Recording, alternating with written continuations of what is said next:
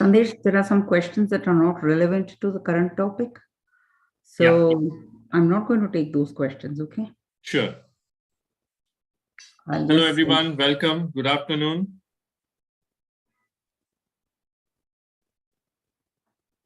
Good afternoon. Hey, good afternoon. Hello.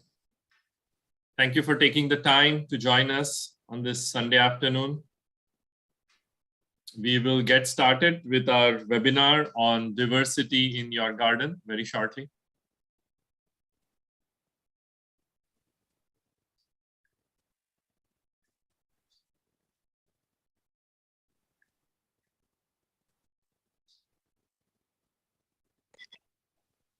Actually, we should be thanking you for organizing this. I mean, this is very helpful.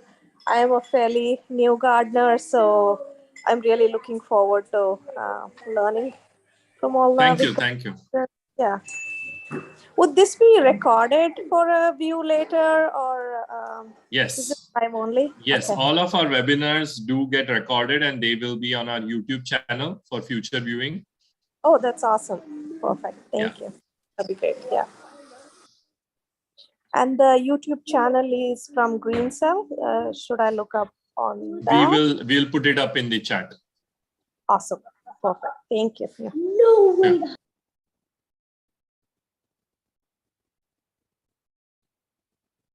For those who are joining us right now, welcome. Good afternoon. We will get started in just a minute on our webinar with the topic diversity in your garden. And our speaker is Uma Shashikant today. Thanks for taking the time this afternoon to join us.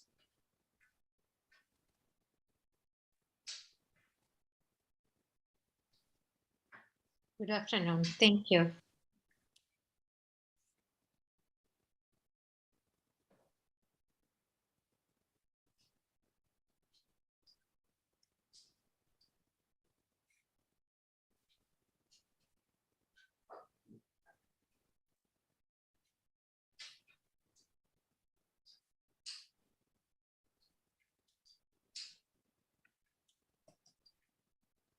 As we wait for everyone to join, we have a short video that we are going to play. It shows and speaks to our activities that we do at Green Cell. So if anything interests you, do reach out to us.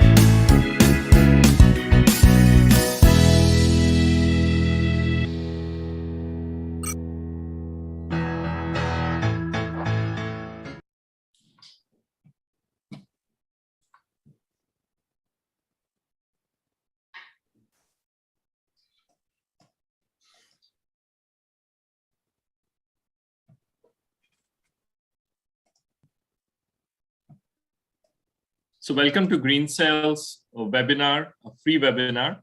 We regularly organize webinars on varied topics. We'll be starting today's webinar very shortly. Do follow us on Facebook, Instagram, or Twitter, on our website, greencellatl.com, to stay informed of our upcoming events. My name is Sandesh Shinde. I am the co-founder as well as director at Green Cell. I will be your host for this afternoon. We also have Pankaj, Kanir, Divya, and Ashlesha from Green Cell team who will be helping us with the technical help and support in the background. Green Cell is a volunteer-run nonprofit organization. We are passionate about raising awareness about environmental issues and promoting sustainable solutions. As part of our efforts, we run several community projects such as cleanup drives, food rescues, recycling campaigns. Our objective is to help everyone incorporate small and big changes in their own lives, so which will take us a long way in reducing our negative impact on our environment and the natural world. Simply put, our aim is to help everyone go green.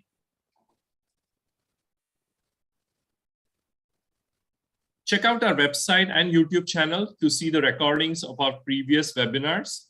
We have done webinars on composting, grow your own food, solar energy, rainwater harvesting, and many other areas, all with the single aim to reduce our impact on our environment and reduce our carbon footprint as well.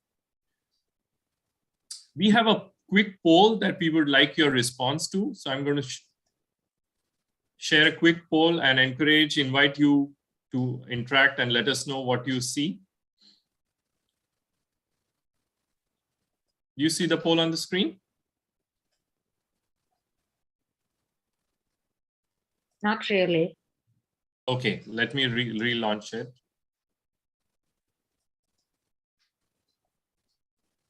Yes.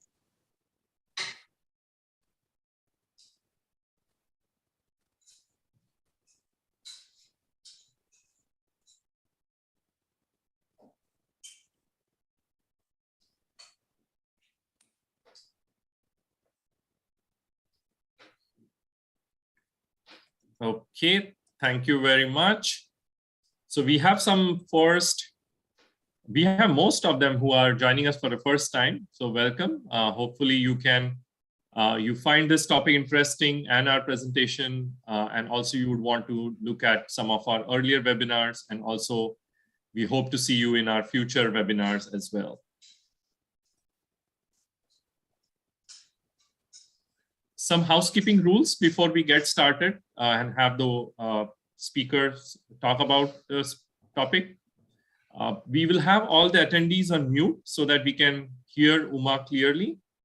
If you have any questions, any thoughts to share during the presentation, please use the Zoom or YouTube live chat wherever you are joining us today. Our volunteers are monitoring the chat windows, and we will get all your questions over to Uma, and she will try to answer them during or at the end of the presentation. If you have any questions after today's presentation, please email them to us at greencellatl@gmail.com. So coming to today's webinar, it's going to be on diversity in your garden.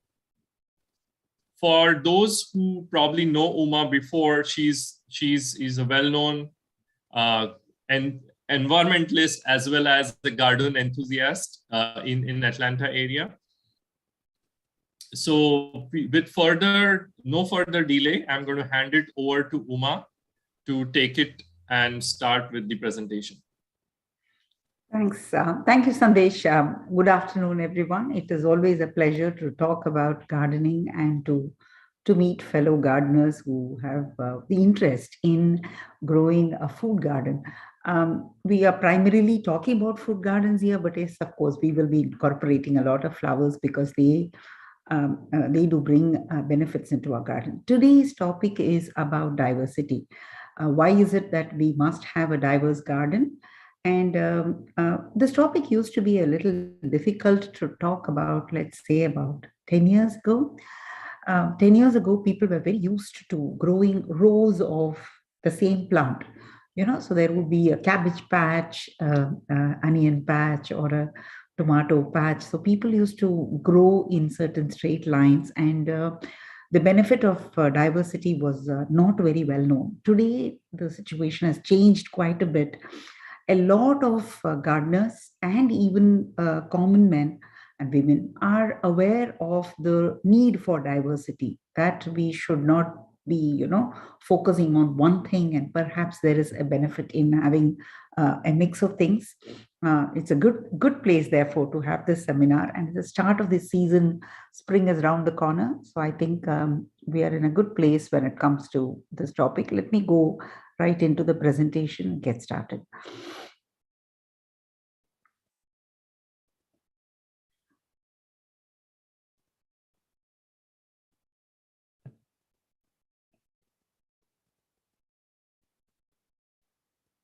All right. So we'll begin with all these pictures are from my garden. So I have used them because it's easier for me to explain many of the things, but you should remember that a lot of it could be taken when it was work in progress, right? So if they're not like final pictures, and I'm not a professional photographer either. Okay. Now, why is diversity needed is a question that we want to answer right up front. There was a time when diversity was considered a practice of the poor because it was primarily seen as a way to get more out of a limited space. In fact, diversity did not get the attention it deserved because it was seen as a practice that was not followed by somebody who was prosperous or had a large land and so on and so forth. It was seen as a way to kind of earn a sustainable income from a smaller patch of land. But today, diversity, we know, is needed for a variety of reasons. In this seminar, we're going to talk about 10 top reasons, right from soil, development of the soil, to control of pests, to management of microclimate, to making the most out of a given environment, to being able to manage plant and soil diseases. So we will be seeing a range of benefits that come from diversity. Today, it is fairly well established that when you have a diverse set of crops, what happens is that different plants draw different levels of nutrition from the soil. Different plants contribute differently to the soil. Different plants attract various kinds of insects, and there are various functions that some plants provide shade, some plants hold water, some plants attract beneficial insects, some plants attract pollinators, some plants thrive in the heat, some plants do extremely very well in standing water, and so on and so forth. So we're very aware that different plants have different capabilities, and the benefit that they bring to the garden are so expecting everything from one plant is going to be a difficult thing to do, and that is why we look for diversity. Now, how to mix and match is it's both a science and an art. We will talk about it as we go along. These principles will be incorporated in the talk as we speak. Sandesh, is somebody there to admit new people who are coming in? We're getting somebody's doing yes, it, right? Yes, we are admitting as they come. Yep. All right. So there are certain principles that will guide how we mix and match. We will be discussing that. So when we say mix and match, I won't be spending too much time on companion planting, because companion planting guides for various zones are available widely online. Just Googling companion planting will give you a huge list of what goes with what and what doesn't go with what. It's a very fairly commonly available ready resource. However, what is important for us to know is that what goes with what. I mean, how is it beyond protection, beyond pest control? Are there benefits of companion planting? So we will be talking about that. And then, of course, how are we going to maximize benefits? Now, this is a picture of one of my food gardens. And if you will see here, the yellow flower that is there in abundance is the evening primrose. Yeah? Spreads really fast and works very well. And what I found out was that it was beautifully deterring Japanese beetles. I have searched so much to find out whether there is a confirmation on the internet for such a thing to happen, because all of us growing roses know that Japanese beetles is a big bugbear for us. I don't want to begin the talk by putting in an unsubstantiated fact. Okay, let me kind of underline that. But however, having plants that are yellow, orange, red in color and interspersing them, what you'll see at the back of that yard are carrots or potatoes. So there doesn't have to be a separate flowering patch and a separate vegetable patch. You can mix and match, and you can also make it look pretty by managing their heights. We will talk about it as we go along. So let's get into the crux of the benefits that we're going to. This is what we're going to talk about today. Maximizing yield in small areas. Now, if you see what is on the left, the picture that is on the left, it has probably, I must ask you the number of plants that are there, but let me kind of broadly tell you what is growing there. There is Swiss chard, there is asparagus, there is arugula, there is garlic, onions, pole beans, radish, carrots, 3 kinds of cabbages, colocasia, potatoes, spider plant. There is a little sweet potato which has just begun to come in. There is calendula, there is nasturtium, there are roses, there is primrose. And this patch, if you believe, is too big. It is about 10 feet wide, 10 feet long, and about 4 feet wide. Okay, and what you see on the right is a garden, is the garden that I created in my earlier house. Now, this place is about 55 feet long and about 12 feet wide. Okay, so it's about 600 square feet of space. So what you can see here is I'm not sure if you're able to see that little line there on the left. That's actually a trellis. There is peace that is growing on it, and there'll be a little beam that will come up once the spring is over and the winter begins. Outside of the trellis in those grow bags are the pepper plants, because peppers require a huge amount of sun. I don't want them to be sitting in the shade, so they are on the left. The trellis is in the middle. At the bottom of the trellis is a black-eyed Susan, and there is a whole patch of strawberries. Strawberries tend to spread. Okay? They will just spread. They keep sending out runners. And I think I planted about 6 or 7 strawberry plants. It has emerged to become a strawberry patch over a period of 3 years. There's a little chive. I don't know if you're able to see that little plant with sticky, right at the bottom. There is a little chive that is there. Yeah. Yeah, we do see that, Uma. You see that, right? And then if you see here, this is a fennel. Fennel attracts beneficial insects.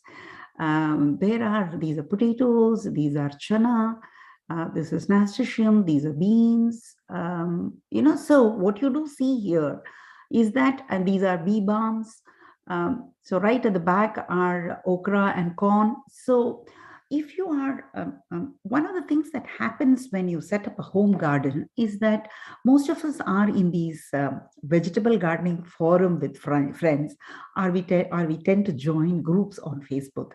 And the typical practice here is for participants to show a table which is filled with, 30 bottle gourds, or, a basket full of tomatoes. So somehow people associate successful gardening with an abundance of produce. It's unnecessary for a home garden. What a home garden really, I'm sure your family will be very upset if you were feeding them the same vegetable every day. Those Indian gardens that grow bottle gourds are very aware of this problem, where I think people are scared to go to their homes because they pretty much give you a bottle gourd, a long one, when you leave, and you really don't know what to do. So, so there is an abundance of the same plant.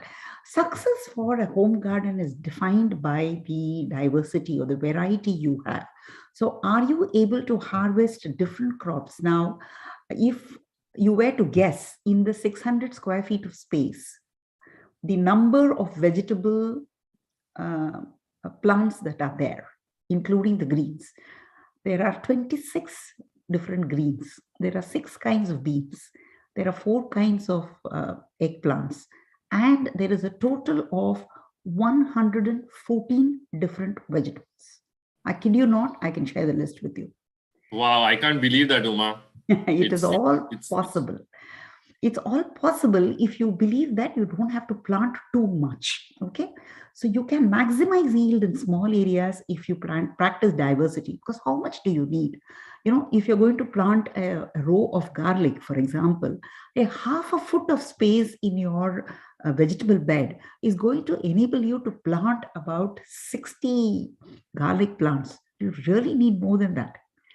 So the question to ask really is, how are you going to kind of make sure that you're doing more rather than having too much of the same plant? So try to maximize your yield. We'll keep talking about this again and again. I'm just using these as samples to just show you what is possible. We can conserve water and nutrition, prevent disease, reduce weeds, manage distress, control pests, enable pollination, modify microclimate. So of course, enjoy diverse produce is where we started. So I'm going to spend the rest of the time in discussing these aspects one by one. So let's start with conserving water and nutrition. Now, what you see on your right is a bed that is full of winter greens. Okay, there is cilantro, there is bok choy, there is chuka, which is a kind of Indian green. There is spinach. There are 3 kinds of spinaches there. There is Bloomsdale, there is Couvert, and one more, Indian spinach. There is mustard. There is cabbage. There are 3 kinds of cabbages in that patch. There is also carrot. There is onion, and there are at the tips you can see garlic.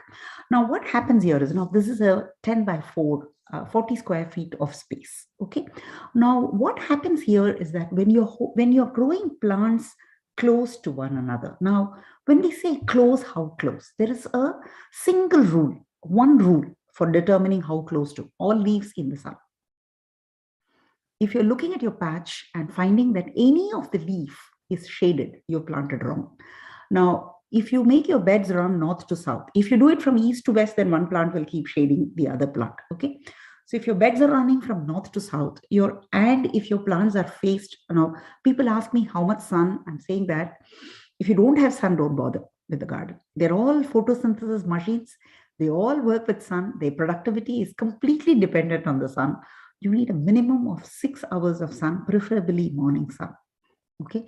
So your plants must receive a lot of sun. So how closely? Now, if you see here, there are pretty much hundreds of plants in that 40 square foot of space. But what you will notice is that not a single leaf is in shade. That's how you want to plant. You want to put the plants in, which is why you need to have a sense of what we call the adult height and the spread of the plant. How big will the plant become when I'm sowing it?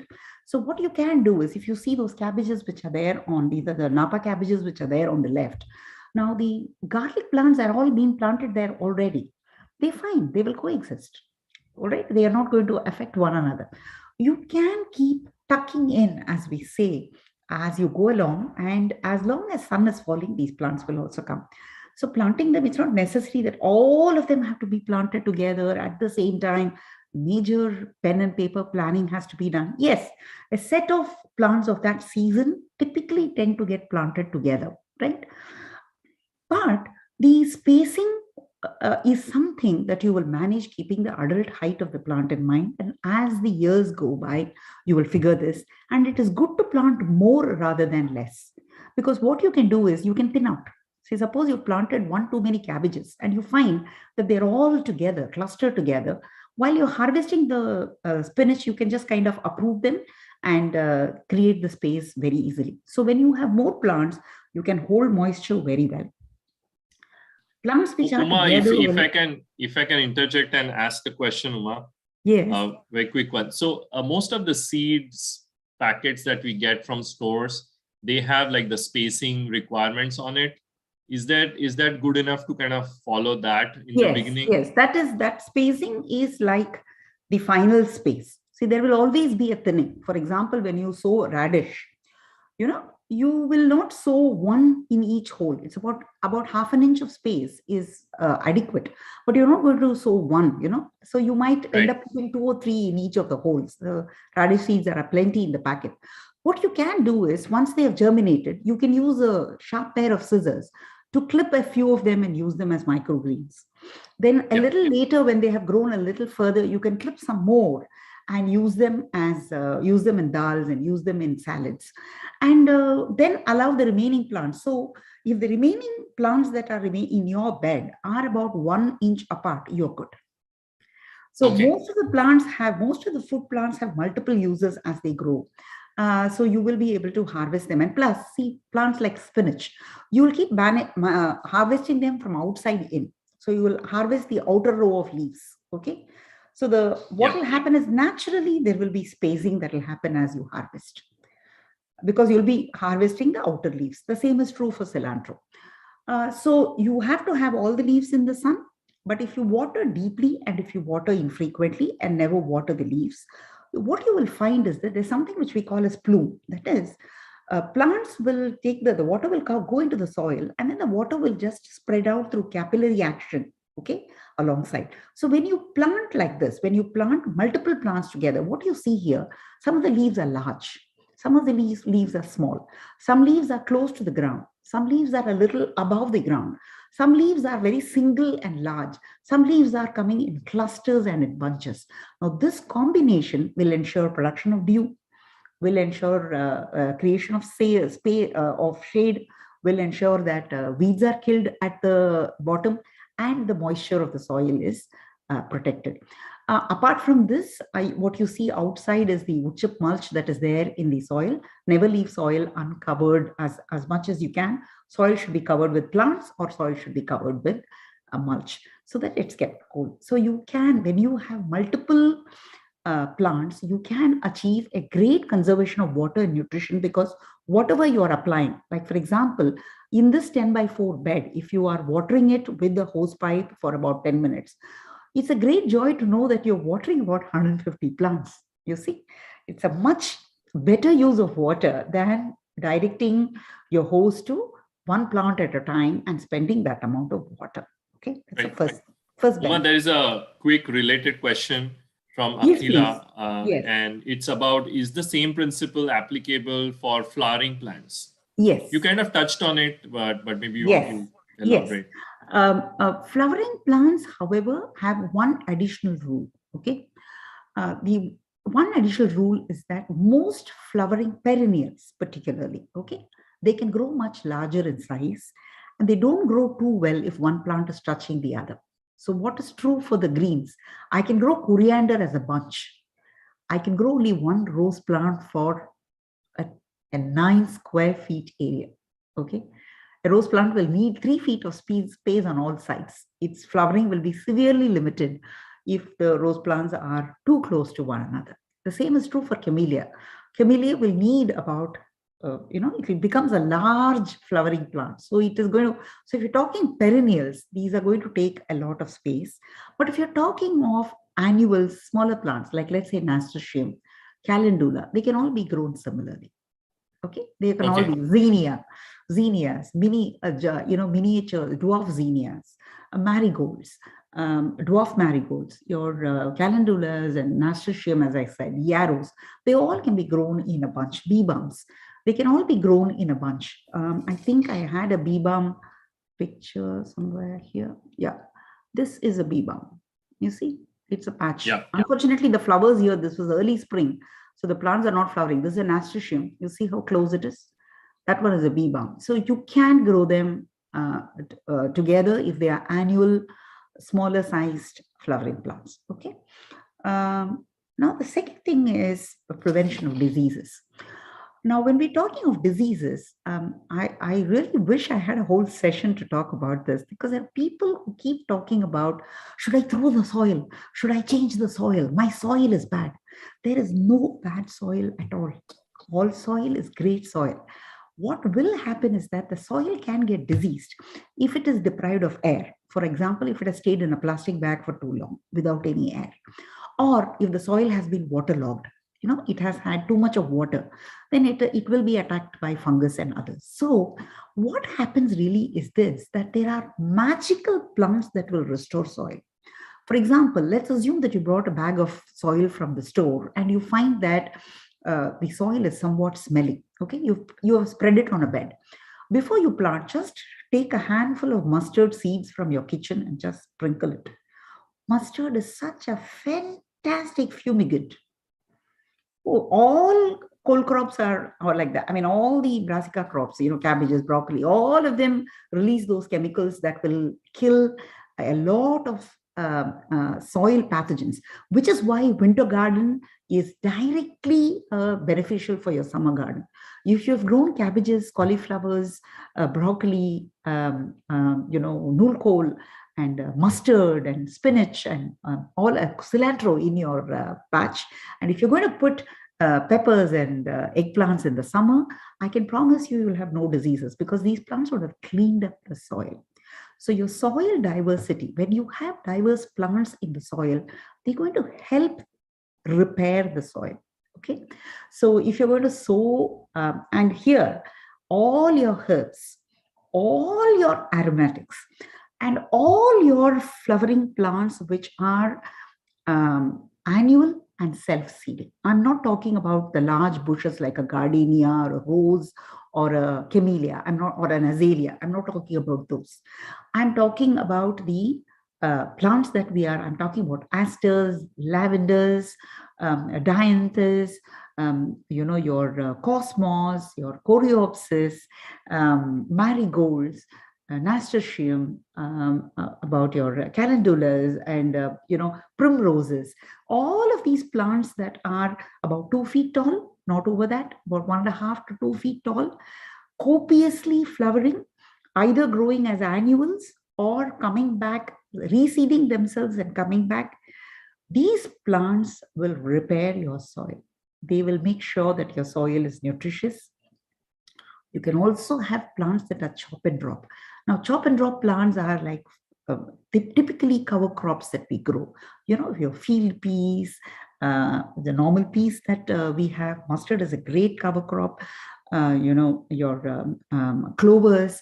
All of these will make your soil very good. So you must be able to have all of these, even if you're not consuming any of this. See, it's very important that you grow some of these plants to protect your soil, even if they are not yielding food for you to eat. Okay, so this kind of growing, for example, if you see this patch here, there is a row of carrots here and there is a row of onions.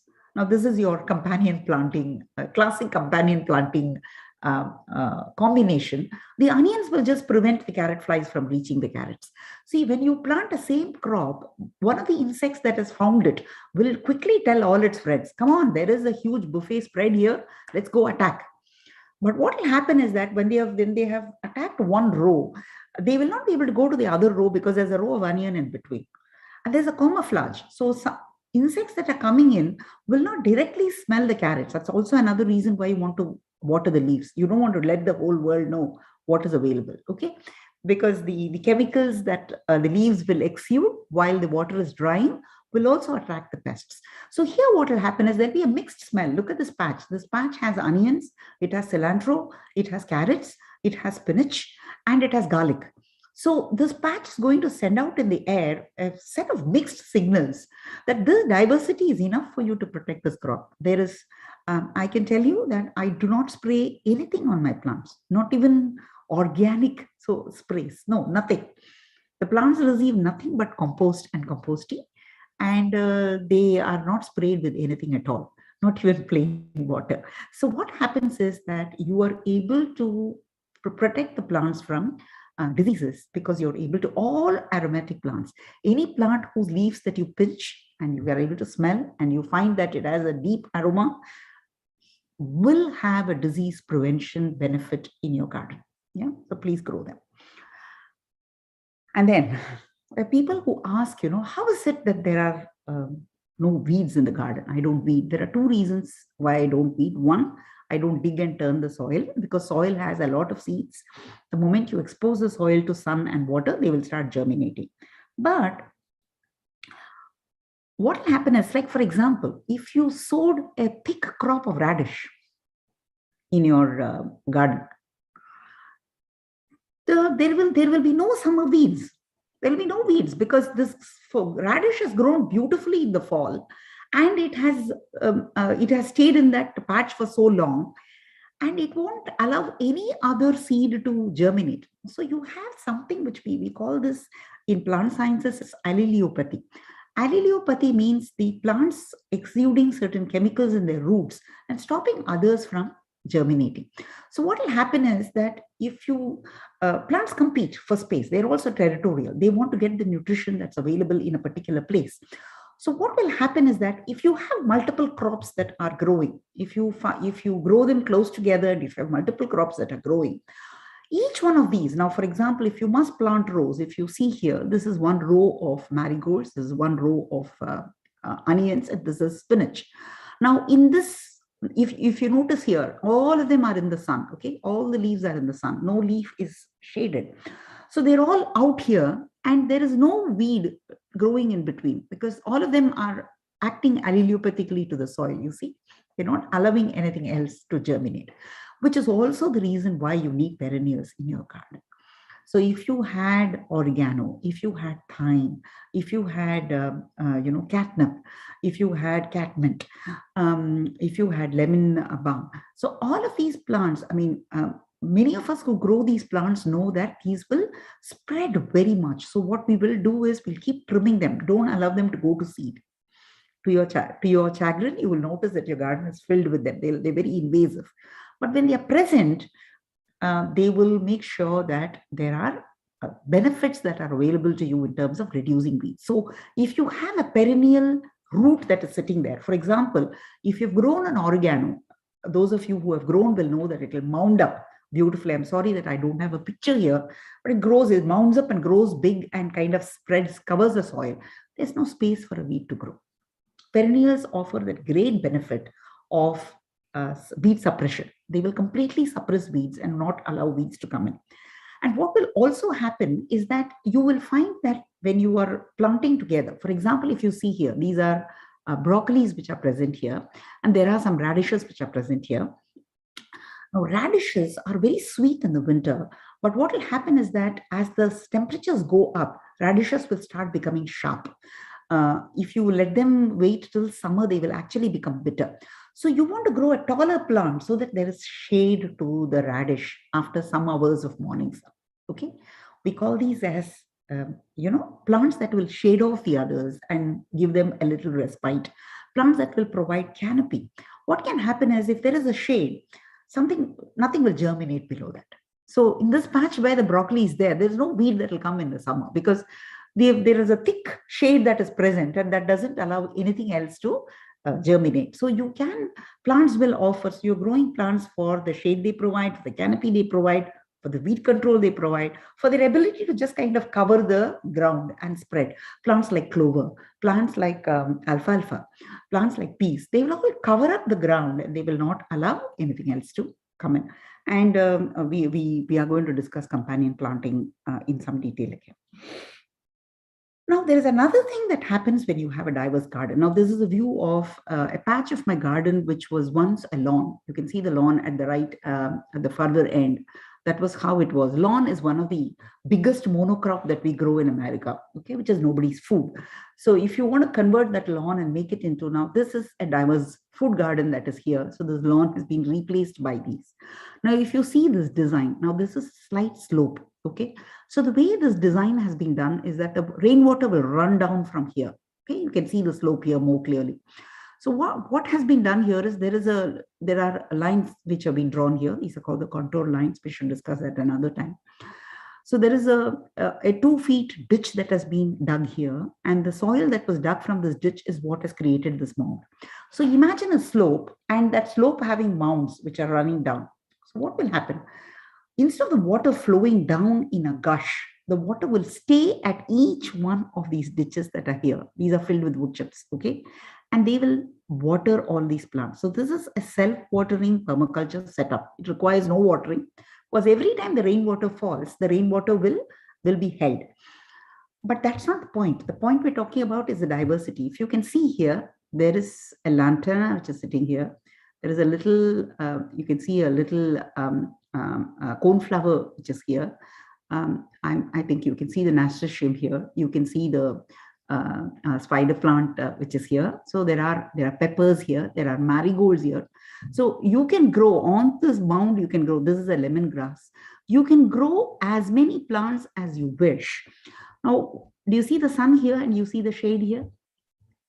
So that's the design. What we've done is there is a tree. There are a set of trees here. This is where the west is. So the garden has not been created here. The garden has been created here because afternoon sun can distress the garden. It's very harsh and will increase the watering requirement. So this garden requires no watering, not because of the design alone, but because of the fact that it is completely shaded after 2 o'clock. So you need to know how much of light you're getting, how many hours at what intensity. The more morning sun you get, the better your garden will be. If you are getting afternoon sun, make sure that you are shading the plants somewhat and that they are not, and you're growing taller plants. I mean, the row that's behind this is not visible. It is full of tall plants like corn and others. Okay, and then management of swamps. See, for example, there are places where water will stagnate. Let me just show you here. Now, what happens here is the water from this lawn, there is a little channel here. It just runs through this, stagnates all over here and goes here. Now, you see, I plant colocasia here or elephant ears here. Elephant ears is a plant that will just grow in standing water. It loves standing water. So you want to plant such that you're managing for that distress. So there's a plant that likes standing water. So you want to manage that. So you want to be able to know what are the distress points? Where are the places that get too much sun?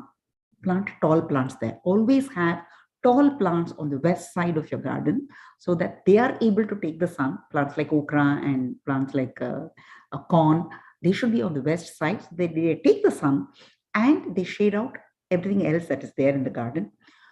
Make sure that you have water-loving plants, watercress, elephant ears, day lilies, agapanthus, African violet. All of these love water. So grass, mondo grass and other grasses, they all love the water. And you want to also make sure that there is air circulation. You see the amount of spacing. The plants themselves are close, but there is a gap here. There's a close planting and there is a gap that is there because you want to make sure that there is air circulation. In the summer, there is air circulation. The earlier patch which I showed you, this patch, this is your winter patch. I won't grow plants like this in the summer. This is the winter patch.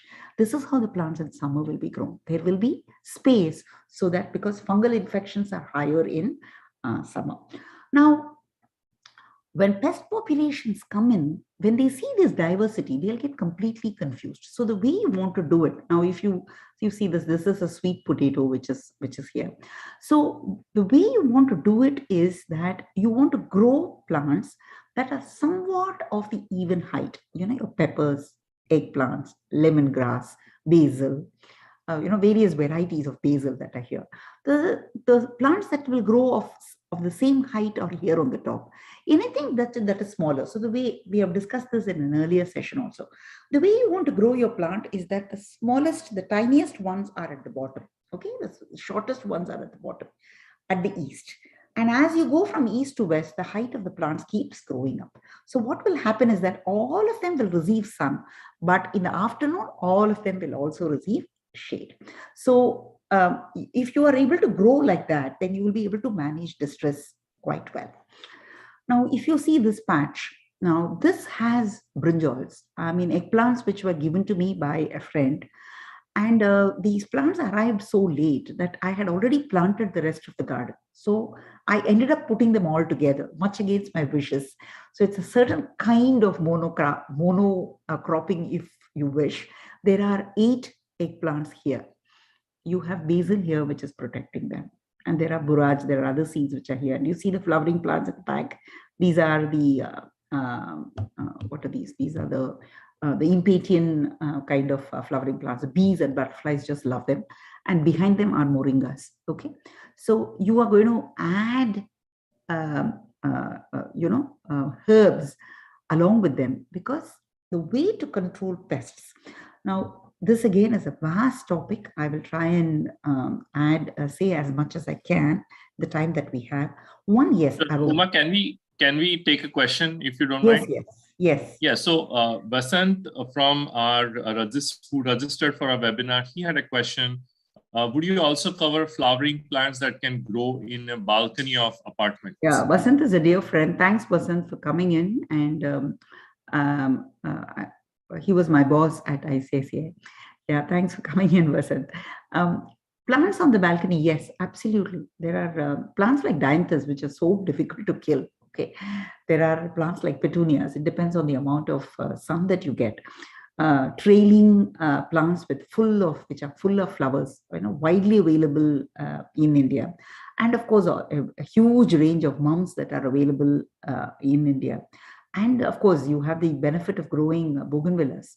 Bougainvilleas will flower beautifully if you have sun. So the kind of plants that are flowering plants that you will have, and of course, hibiscus in all its glory and all the colors that it has. It might be tough to grow a rose in the Indian garden, balcony garden, unless you have complete shade after about 1 o'clock, but otherwise you have morning sun and afternoon shade, because they won't take the heat. But all of these flowering plants are very easy to grow. Okay. So pest control is the biggest advantage to the food gardener in multi-cropping. When you do a multi-cropping, what happens is, these are very interesting stories. You see these tiny, absolutely tiny flowers like dill flowers, coriander flowers. Okay, these are small white flowers. So there are predatory insects like wasps. They have very small mouths, so they cannot feed on very large plants. So you'll find that wasps, which actually decimate a lot of pest populations in your garden, will come and seek these plants. So you must have dill, you must have coriander, you must allow it to flower. Have a whole range of, aliciums. Have a whole range of tiny flowered plants. And then also have plants that have aromatic flowers. Basil. Basil has absolutely aromatic white small flowers, which the predatory insects love. So when they come in, they will stop. There are huge examples and illustrations which tell you about how,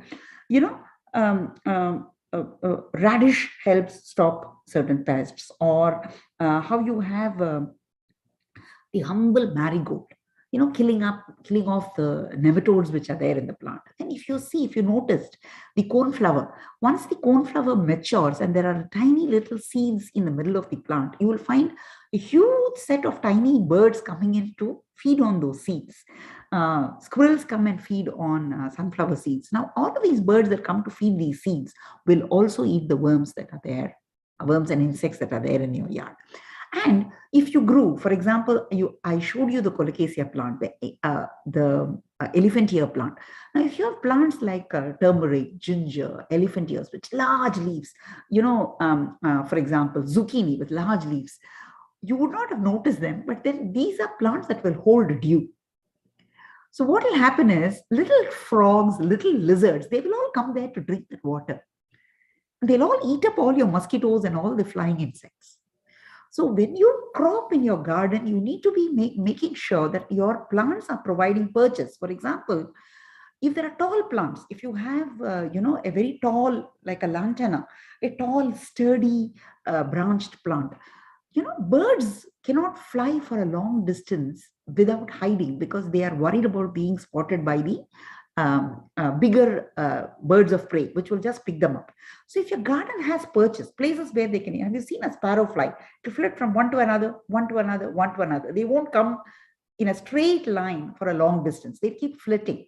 So if your garden has perches, you have old tree stalks that are kept, or you have, a 5 o'clock plant, or you have, as I said, a lantana, you have a Shasta daisy, you have a comfrey. These are all perches. So they will come and sit on this. So you can have plants that will provide shade. You can have plants that will have tiny flowers. Now you can have, for example, you can have, there's a tomato hornworm, which is a big pest that keeps coming into our garden. Now, if you are growing aromatics, for example, what would happen is that there's a particular wasp that comes for these coriander flowers and for these, daisies and cornflowers and all of these. Now, what this one will do is go and lay eggs on the tomato hornworm and kill them. So the little ones that are hatched are feeding on the hornworm, and the hornworm will be killed. So there's a very good predator-prey relationship that is there. So what you want to do in the diversity in your garden is that have as many flowering plants as you can, which will hold pollen, water, dew, honey, so that all these creatures which will clean up your garden are able to come. Yeah, so that's where your pest control plants are. The list is large, as I said: dill, basil, coriander, mint, nasturtium, marigold, sage, zinnias. Okay, zinnias will attract a huge amount of. I mean, there are people who tell me that we have problems of aphids. If you have a large crop of cosmos and calendulas, you will very hardly have any aphids, because these will all attract ladybirds. Okay, the ladybirds will come in huge numbers. And similarly, your cucumber beetles. If you are planting a large row of nasturtiums, these will to a large extent stop the cucumber beetle from coming and accessing your cucumber, because they will have attracted such a large number of ladybirds that these will kill the cucumber beetles even before they can lay eggs. Now, the same thing is true even for aromatics like garlic and onion, which is so easy to plant. If you just tuck them in your garden at various places, you will stop a lot of even the bigger critters like your rats and rabbits don't like the smell. Somebody had asked this question about rabbits. If you had a patch of lavender growing where the rabbit is coming in, rabbits are not likely to come into your garden. They just don't like it. They don't like the smell of lavender. So have a nice lavender patch.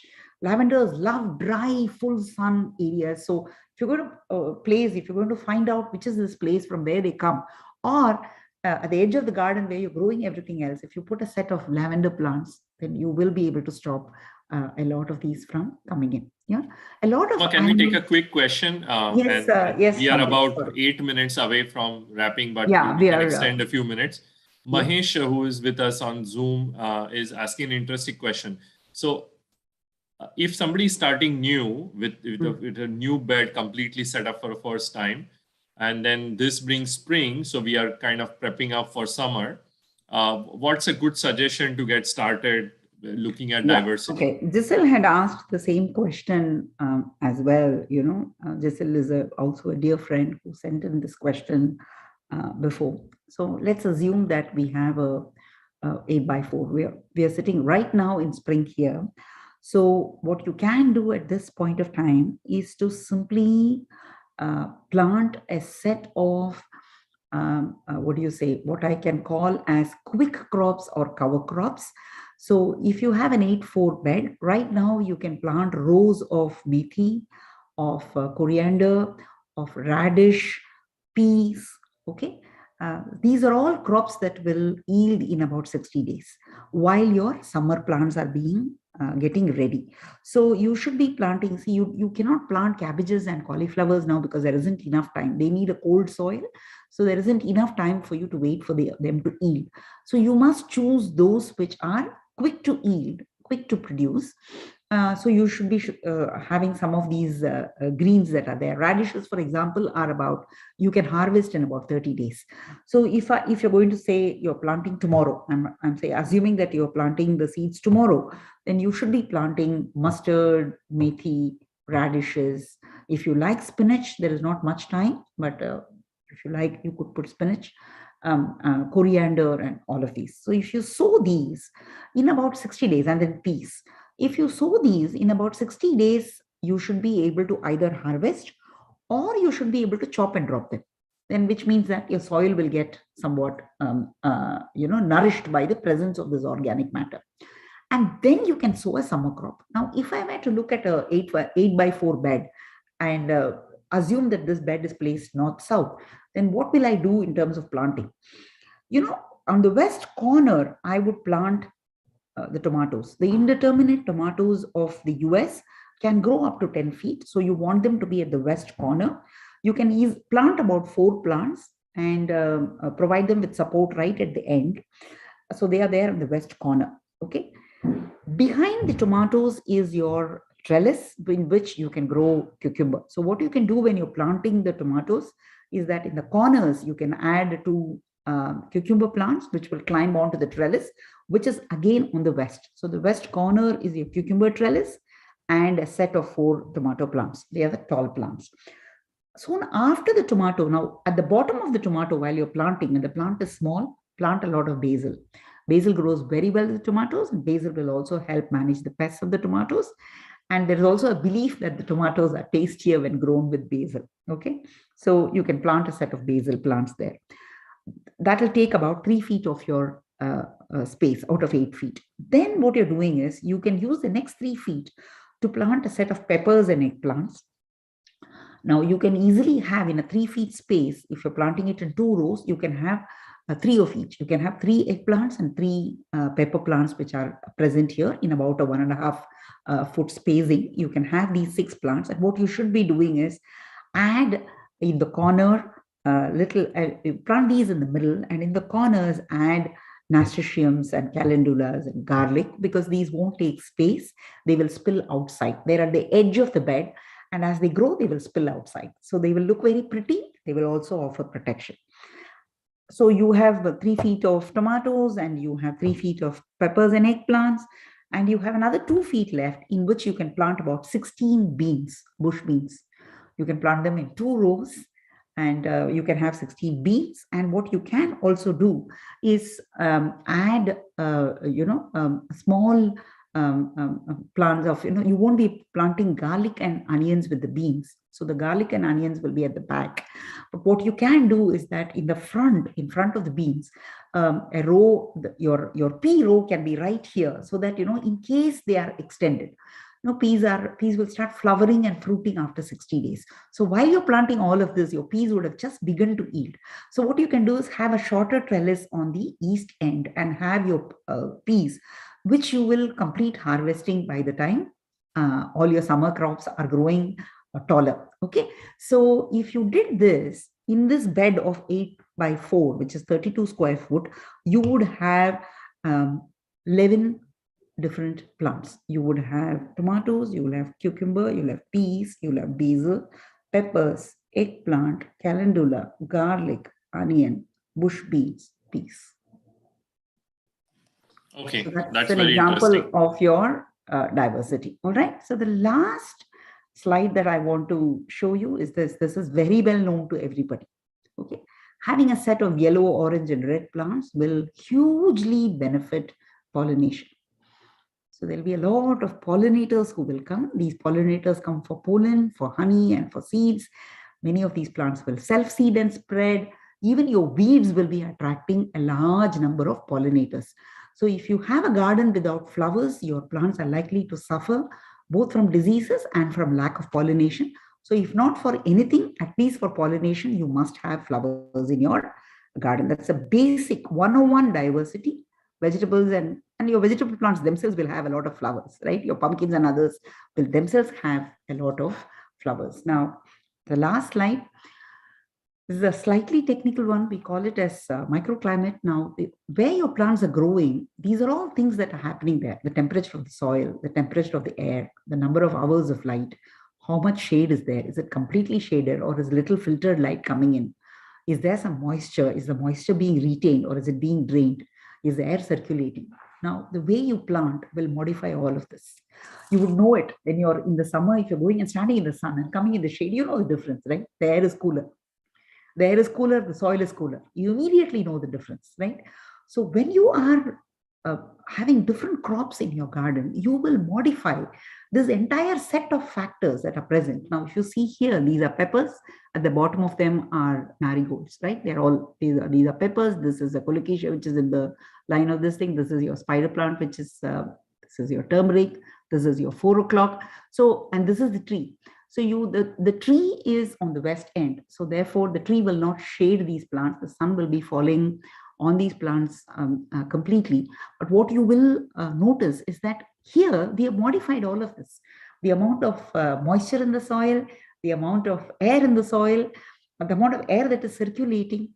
See, when you do things in a straight line, you create wind channels. So if there's a storm, the wind will gush through that channel and the plants will fall. But if you have circular designs, you will be able to avoid some of these. So when you bring a variety of plants, variety in terms of flowering and fruiting, big leaf, small leaf, different colors of flowers, different aromas of the plant, different kinds of benefits, some for leaves, some for fruits, some for the vegetable. When you mix all of this in your vegetable bed, you will have a fantastically useful garden. That's a cover crop of methi. It's going to be chopped and dropped. That's a comfrey that is sitting there. There's a little small carrot whose seeds must have spilt while I was doing something else. So I'll just be chopping. I'll be using some of this. Some of it will be chopped and dropped. This is a summer cover crop. This is your sweet potato. Yeah, this is grown in the rabbit's path because the rabbits love it. So I have just kept them there so the rabbits can eat it and feel very happy. This is a lot. There's just 1 or 2 rabbits that are coming. By the time they breed, I think the crop will be harvested. So they are there, and then they leave the rest of the garden free for me. So that's that. If there are questions, I'll take them. I'm sorry that this was like an express speed, but there is always a lot to talk about. I have tried my best to provide a gist, and I hope it has been helpful. Have as many plants as you can in your garden. Keep tucking them in. Yeah, it's going to be fine. Yes, Sandeep. Yeah, a whole lot of information, Uma. It's wonderful. You are a treasure and an encyclopedia of information, if I can say that. Thank you so much. Should I stop sharing the presentation, Sandesh, so that if there is questions, I can answer? Yes. So we will open up the floor for presentations if somebody wants to just unmute and ask, because Uma is done with her presentation. So please feel free to unmute yourself and ask question if you have. We'll stay on for a few more minutes to take those questions. Yeah, you can grow onion and garlic. Meena is asking whether onion and garlic can be grown in summer. Yes. You won't be able to grow them for a bulb yield. For that, you have to sow in the fall, but you grow it for the leaves, for the greens, and you can grow it as pest control. So in my garden, onion and garlic is growing all the time. Thanks, Uma. What else is there? I don't see any other question. I'm just going to go through some of the questions that we have in the background. I think we covered pretty much everything. Yes, I did go through the questions, Sandesh. I did. Yes. So I think we have it covered. I'm going to take just a minute. If somebody has questions, they can think about it. But I'm going to just take a couple of minutes to talk about some of our other Green Cell projects that we have been doing. So Green Cell has a utensils loaning program in northern Atlanta suburbs. It has been running for more than 2.5 years, and we have helped eliminate more than 250,000 disposables from going to landfill. Families love it. They borrow it for birthday parties, marriages, 50th birthday, 40th birthday, you name it. We have had all of that. Our volunteers, Green Cell volunteers, they do collect glass, recyclable glass in their neighborhoods. That's a volunteer service that they have been providing, and that has helped divert a lot of good, clean glass from going to landfill, which is a very important thing because glass takes a lot of energy to be made, and it is a waste to put it in landfills. We also very actively do food rescues. So that's one of our very, very big focus area in 2022. We have been doing bagel rescues and also fresh produce rescues from some of the grocery stores. In terms of numbers, I think our bagel rescue has already reached close to 10,000 pounds in a matter of few weeks. So if some of these interest you and you think this is important to be done, please send us a note. You can start helping us on any of these projects. We'll be happy to have you on board. A couple of other initiatives that we have been offering for the last few months and years. is to help us reduce waste. One of them is to do composting, to take care of all of our organic waste. So we have a Compost with a Buddy program that you can register. It's a free program. And one of our volunteers, mentors can help you get started with your compost and also answer any questions and make sure that you reach a successful harvest of your compost. And then once you are pretty confident, then you can be self-sufficient. Also, we help people recycle right, because we get, a lot of us get confused, right? That, okay, which material do I put where, right? When it comes to recycling. So we have a program where we can help you as well, similar to the Compost with a Buddy. It's a kind of one-on-one mentorship that can get you started and do much better to reduce your waste.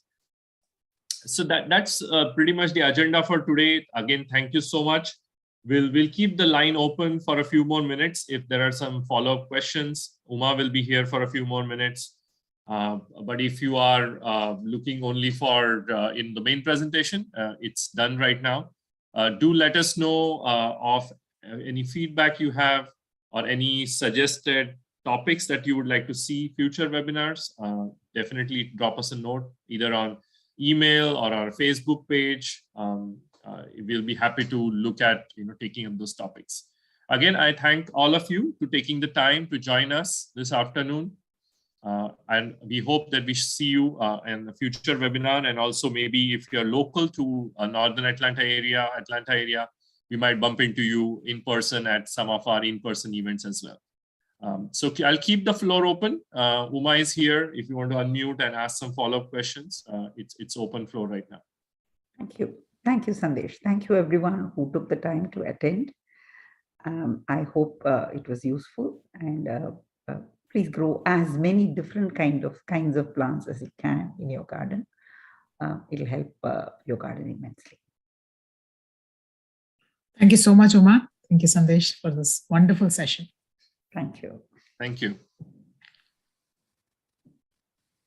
Thank you, Uma. Sandesh. Thank you, Uma. This is Mahesh here. I had one question about the mold. So is there any suggestion how to control the molds? Because that's what I have some issues with. They come from the ground and try to hurt my plants. Yeah, molds are painful.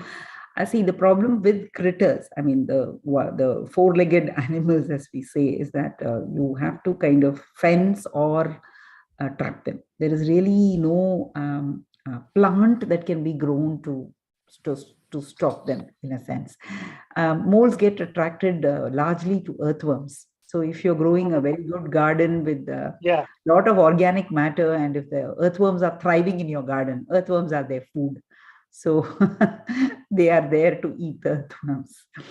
And then voles love the onions. So if you're growing an onion crop, they will come to dig up the onion, and so we're dealing with the food chain here. I think apart from trapping, there isn't really any other solution, Mahesh.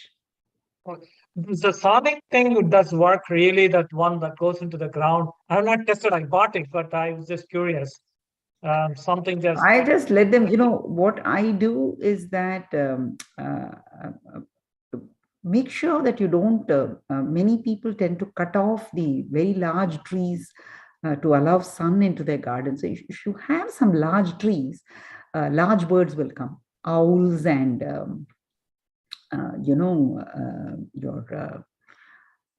not eagles. What's the eagle family? Falcons and others will visit the garden. They will pick up the molds. Yeah. They will pick up the molds and bolts. So if you have tall trees, you don't have to worry. Owls will definitely come and pick them up.